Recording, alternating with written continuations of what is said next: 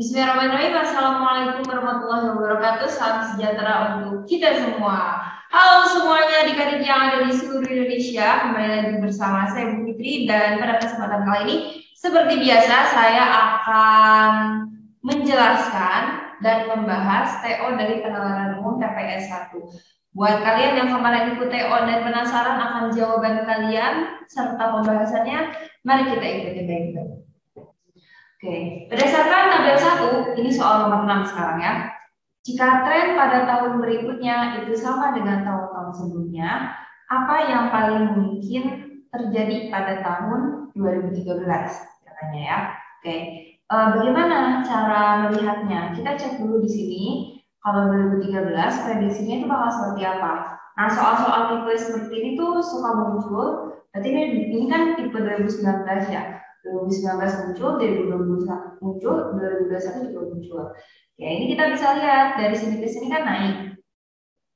Terus dari sini ke sini dia malah turun. Ini turun lagi, ini turun lagi. Nah, berarti karena trennya cenderung turun terus, berarti di sini juga bakal turun lagi. Bakal turun ya, atau lebih kecil dari 1,2. Yang ini gimana? Ini kan trennya turun. Dari sini ke sini dia naik. Terus dari sini ke sini dia turun. Nah, dari sini ke sini dia turun lagi, gitu kan? Nah, kalau misalnya ini turun naik, turun ini naik, pasti kan turun. Nah, tapi di sini turun naik, turun turun. Berarti udah banyak turunnya, berarti kecenderungannya dia mungkin akan turun lagi atau kurang dari 2,5. Nah, kita cek ya, mana jawabannya benar.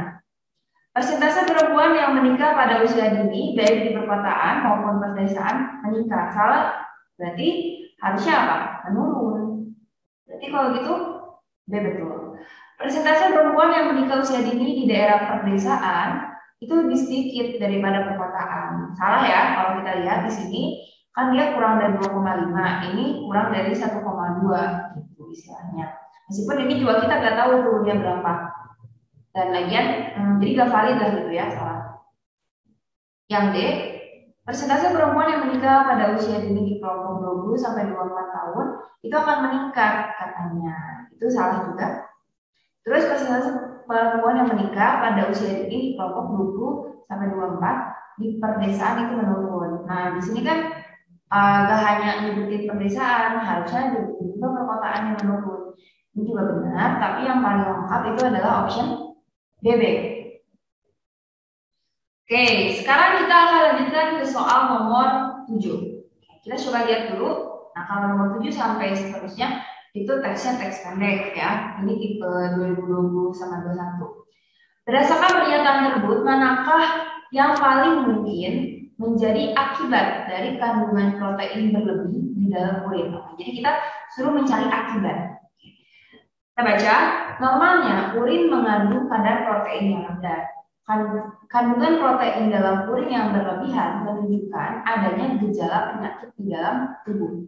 Oke, berarti kalau begitu, kalau misalnya dia kandungan proteinnya berlebih di dalam urin, berarti akan menimbulkan gejala penyakit. Nah, berarti yang paling mungkin menjadi akibat itu adalah adanya gejala penyakit di dalam tubuh. Mana yang paling mungkin? Nah, kita coba cek salah satu dari option A. Katanya yang A, orang yang memiliki kelebihan kandungan protein dalam urin harus banyak minum. Benar nggak? Kan akibat. Sedangkan kalau ini mah ibaratnya anjuran, berarti kurang apa? Yang B, kandungan protein yang berlebih ditemukan pada hasil urin orang sakit. Nah, orang sakit menunjukkan berarti dia punya gejala penyakit. Mungkin benar. Yang C, orang yang sangat sehat tidak memiliki kandungan protein di dalam urinnya. Salah ya, gitu. Karena bagaimanapun setiap orang pasti punya urin, dan urin itu kadar proteinnya rendah. Terus sini jenis penyakit di dalam tubuh ditentukan dari kandungan protein di dalam urin, katanya. Betul tidak? Mungkin ya, mungkin benar. Karena kan di sini kalau misalnya kandungan proteinnya itu berlebih, kita bisa menentukan jenis penyakit, tapi tidak selalu, gitu ya. Lalu yang E, orang sehat tidak perlu memeriksakan kandungan protein dalam urinnya. Nah, itu tidak menjadi akibat. Berarti kalau begitu, karena di sini yang menjadi variabelnya adalah penyakit, gejala penyakit, berarti yang paling mendekati ke dalam akibat, ya, itu adalah yang orang sakit ini. Sehingga nomor 7 jawabannya DB. Next, kita ke soal nomor 8. Nah, nomor 8 ini kita suruh mengevaluasi simpulan. Manakah pernyataan berikut yang menggambarkan kualitas simpulan? Oke, kita baca dulu dari atas.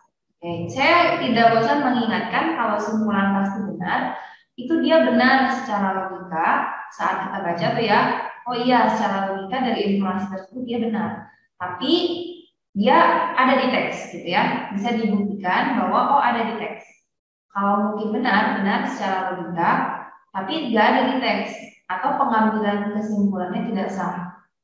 Lalu kalau simpulan pasti salah, itu dia salah secara logika dan ada di teks, gitu ya. Maksudnya ada di teks berarti dia bertentangan dengan teks, bertentangan. Mungkin salah, itu salah secara logika, tapi tidak bisa kita buktikan di teks. Nah, kalau yang simpulan tidak dapat dinilai karena infonya tidak cukup, artinya berarti not given, ya, tidak ada keterangannya. Kita baca dulu. Setiap daerah di Indonesia dapat memiliki lebih dari satu jenis pakaian adat. Oke, jadi katanya daerah di Indonesia setiap, artinya kan samanya kayak semua daerah itu, dia bisa memiliki lebih dari satu jenis pakaian adat. Itu gimana?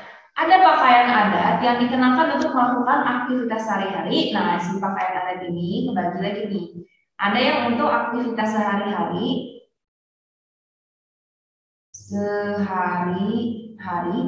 ada juga yang dipakai buat acara khusus. Pakaian adat tertentu memiliki simbol keagungan, sehingga tidak semua orang boleh mengenakannya. Nah, ada juga katanya yang menjadi simbol keagungan si pakaian adat itu. Jadi gak semua bisa mengenakannya. Simpulan berdasarkan informasi dalam teks tersebut adalah, benar gak semua pakaian yang memiliki simbol keagungan itu tidak boleh dikenakan sehari-hari. Jadi ini kan simbol keagungan ini gak boleh dipakai sehari-hari gitu ya. Sehari-hari. Nah, dibilang bahwa semua pakaian yang punya simbol keagungan itu gak boleh dipakai sehari-hari. Benar atau salah? Kira-kira. Oke, kalau misalkan kita lihat di sini, katanya semua pakaian yang memiliki simbol keagungan tidak boleh dipakai sehari-hari. Ya, berarti kalau begitu simpulannya benar. Nah, pasti benar atau mungkin benar di sini.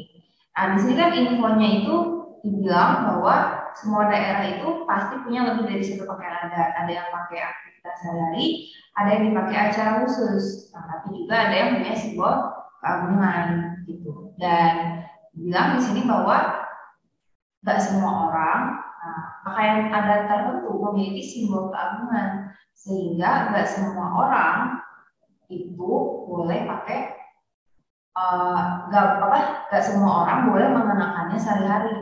Nah, artinya kan di sini tidak semua orang, betul nggak? Nah, kalau tidak semua orang, artinya bukan berarti tidak boleh dipakai sehari-hari. Artinya dia boleh dipakai, tapi hanya orang-orang tertentu aja, gitu ya. Nah, di sini artinya kalau misalkan sekilas kan, oh iya benar bahwa semua pakaian itu nggak boleh dipakai sehari-hari. Tapi di sini nggak semua orang kata-katanya.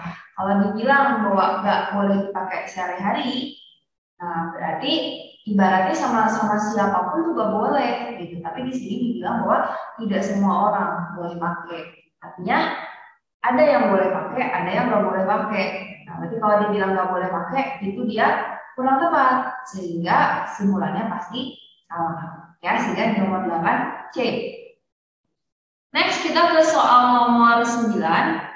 Manakah pernyataan berikut yang akan memperlemah pendapat para ahli? Saat ini menurunnya kemampuan remaja untuk menjalin relasi sudah semakin mengkhawatirkan. Beberapa ahli berpendapat bahwa salah satu penyebabnya adalah penggunaan gawai yang berlebihan. Oke. Kita di sini mencari mana yang memperlemah pendapat para ahli. Apa pendapat para ahli itu? Bahwa menurunnya kemampuan remaja itu gara-gara penggunaan gawai. Nah, berarti kita harus lihat variabelnya. Berarti di sini variabelnya adalah penggunaan gawai yang berlebihan mengakibatkan menurunnya kemampuan remaja. Oke, ya. Kita cek dari option A. Penggunaan gawai yang berlebihan katanya mempengaruhi kesehatan mental generasi milenial. Ya, berarti betul ya. Artinya di sini ada hubungan antara penggunaan gawai sama nih kemampuan remaja di sini berarti di apa kenanya itu ke kesehatan mental. Berarti dia cocok memperkuat.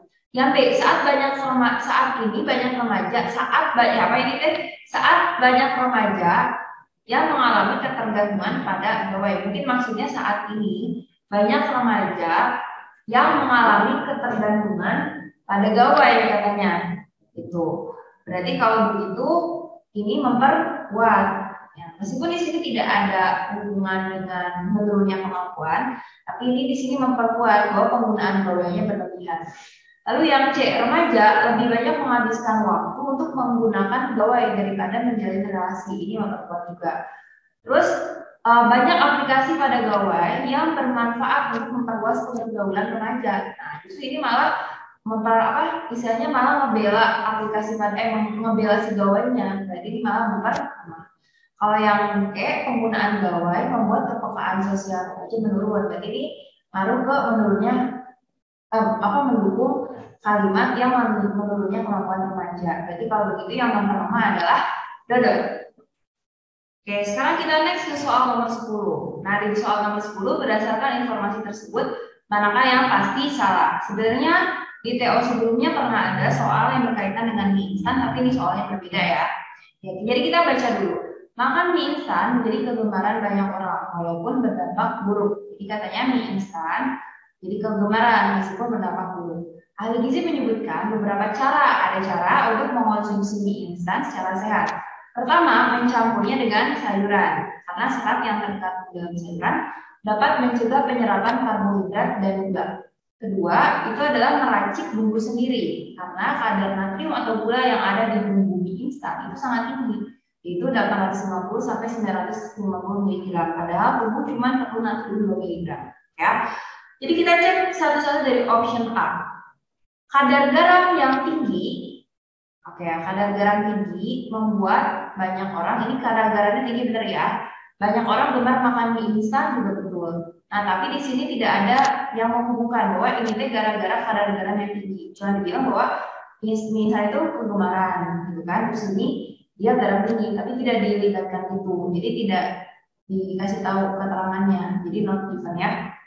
Terus nutrisi yang terkandung dalam mie instan tidak memiliki manfaat bagi tubuh katanya. Di sini tidak dikasih tahu juga, not given, tidak ada dikasih tahu apakah di mie instan itu punya nutrisi apa enggak.